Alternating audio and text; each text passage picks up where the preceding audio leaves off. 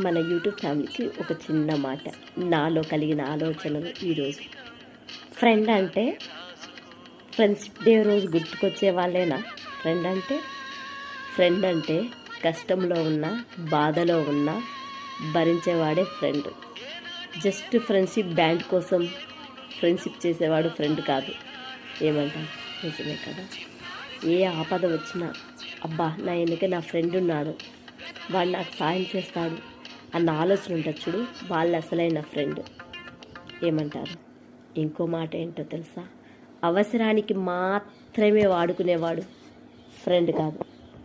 కేవలం అవసరానికి మాత్రమే నటిస్తూ మాట్లాడేవాడు ఫ్రెండ్ కాదు. ఈ కాలంలో మంచి ఫ్రెండ్స్ దొరకడం చాలా కష్టం. ఏమంటారు? నిజమే కదా.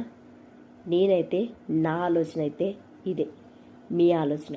ఉంటారు నూటికో కోటికో ఒకరు అంత గొప్ప గుణవంతులు, బుద్ధివంతులు.